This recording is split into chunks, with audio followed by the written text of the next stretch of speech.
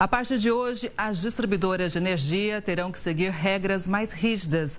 Caso não se enquadrem as mudanças, as empresas podem ter dificuldades para renovar os contratos. Elas deverão cumprir 17 diretrizes para afirmar os novos contratos.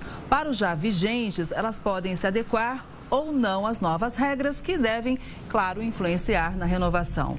As distribuidoras terão metas obrigatórias em casos de eventos climáticos extremos, como chuvas, por exemplo, e deverão tomar medidas para evitar que os consumidores fiquem sem abastecimento por muitas horas. As mudanças foram anunciadas pelo Ministério de Minas e Energia. Para entender melhor, a gente faz conexão com o diretor-presidente da Associação Brasileira de Companhias de Energia Elétrica, Alexei Vivan. Boa tarde, Alexei. Seja sempre muito bem-vindo aqui ao Conexão Record News. Como as empresas receberam esse decreto?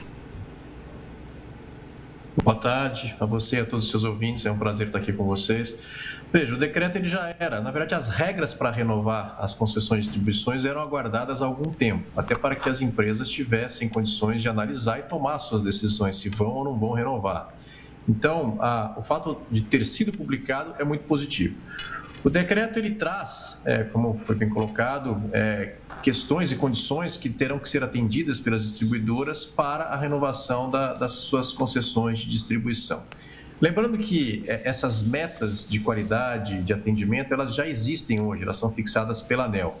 O que o decreto fez é deixar isso um pouco mais claro para melhor orientar a ANEEL na fixação dessas metas. E aí cria algumas outras obrigações também para as distribuidoras, como apresentar planos de investimentos a cada ciclo de revisão tarifária. A questão da satisfação do consumidor passa a ser um item mais importante até para fins de avaliar a revisão de tarifas.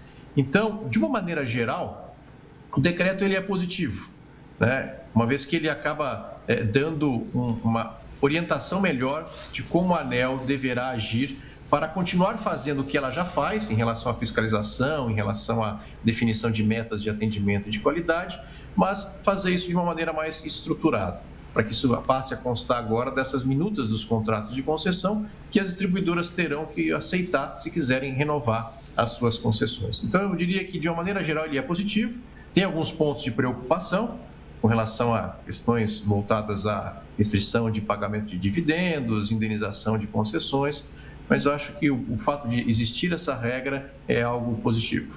Porque norteia, né? Todo mundo sabe exatamente para onde seguir, né? O que está determinado ali. Agora, entre esses pontos, né? Talvez essa resposta a eventos climáticos também seja um ponto importante para a gente observar. É um desafio grande, né? Pois é, isso é uma novidade, né? Como eu disse, a ANEEL, ela estabelece as metas de atendimento, de qualidade para cada das concessionárias, né? Porque cada uma tem suas peculiaridades, cada área de concessão é diferente, né? Então a ANEEL, a agência reguladora, faz essa avaliação e estabelece essas metas. A ideia é que com esse decreto haja uma preocupação maior em relação a investimentos nessas redes que nós chamamos aéreas, né? Que são a maioria das redes, né? Das concessionárias de distribuição e que vem sofrendo mais com esses eventos climáticos extremos. As distribuidoras, de uma maneira geral, já têm observado isso, já estão preocupadas e focadas nisso, e o decreto ele vem para que viabilize que a ANEEL passe também a exigir uma preocupação maior e metas de atendimento e metas de qualidade em caso desses eventos, né? Uma vez que não é incomum acontecer de você ter uma interrupção, mas a ideia é, havendo a interrupção, que a religação aconteça de uma maneira mais rápida, né? Nós sabemos que estamos sujeitos às interrupções, mas a grande questão é o prazo de atendimento e de retornar o fornecimento de energia. Por exemplo, em São Paulo, né, a gente acompanhou, inclusive aqui no Conexão, moradores que ficaram realmente muitos dias sem o fornecimento de energia. E aí, a partir do momento que a empresa tem uma meta clara, fica mais fácil também para o consumidor cobrar e o governo também fiscalizar, não é isso? Exatamente, a ideia é justamente essa. Você já tinha metas e a ideia é que com o decreto essas metas fiquem mais claras, às vezes mais rígidas, né, para que as empresas tenham aí um foco voltado para essas questões climáticas, dentre outros que as metas a serem definidas pela ANEEL terão que endereçar. Pois é, agora só para ficar claro então, as metas vão ficar claras por parte da ANEEL ou pelas empresas, ou vai ter um diálogo? Quem vai definir essa meta clara, por exemplo, em relação a respostas de eventos climáticos? As metas são definidas pela ANEEL. Né? Então, o que acontece? Ela analisa a área de concessão de cada uma das distribuidoras e propõe os índices de qualidade. Né? São números que as empresas terão que atender. Tempos de interrupção, frequências de interrupções, frequências individuais, frequências conjuntas, que olha uma quantidade maior de consumidores. Então, são valores definidos pela ANEEL para cada uma das distribuidoras. A ANEEL define e propõe, isso vai estar no contrato, e a distribuidora terá que aceitar aquela meta, aqueles índices, para assinar o contrato e renovar suas concessões. E, a partir daí, fazer os investimentos necessários para que essas metas sejam atendidas, né? Você tocou num ponto que era justamente o que eu ia levantar aqui, em relação ao plano de investimento. Aí sim, são as distribuidoras que têm que apresentar aí esse plano, onde vai ser aplicado o dinheiro, onde precisa melhorar e que de forma isso vai ser feito.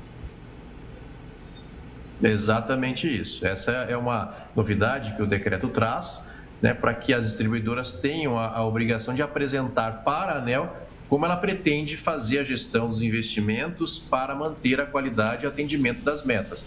E toda vez, a cada ciclo de revisão tarifária, né, que costuma acontecer a cada 4 anos, esse plano de investimento tem que ser elaborado pela distribuidora de energia, apresentado à ANEEL, e a ANEEL então aprova o plano ou faz sugestões de alteração, e aí as empresas acordam esse plano para o próximo ciclo tarifário, os investimentos acontecerem de acordo com ele.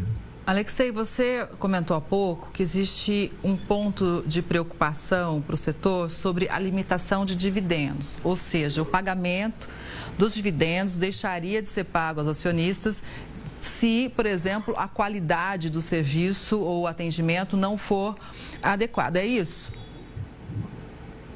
Pois é, esse é um ponto que gera uma certa dúvida, porque ainda não está claro como aconteceria, né? Porque a ideia do decreto se as empresas não estiverem cumprindo as suas obrigações e metas, ou se elas tiverem uma situação financeira ruim, há a possibilidade de limitar a distribuição de dividendos até um determinado percentual, né? Então, como será definido? Qual é a situação financeira adequada? Quais são as metas a serem atendidas? Então, causa uma certa preocupação essa possibilidade de ingerência, né, da ANEEL, do poder concedente, na empresa, numa situação num assunto que é muito delicado, que é justamente a empresa ter uma boa gestão, ter lucro e não poder pagar parte desse lucro para os seus acionistas. Então, isso é algo que causa um certo desconforto, mas, de novo, vai depender de como isso estará por escrito quando a ANEEL avaliar e colocar as condições financeiras que a empresa tem que atender e as metas que deverão ser observadas. E só para a gente Mas é um ponto de preocupação. Com certeza. E só para a gente fechar, Alexei, a satisfação do consumidor é algo muito importante dentro das medidas anunciadas. Mas como vai ser medida essa satisfação ou a insatisfação?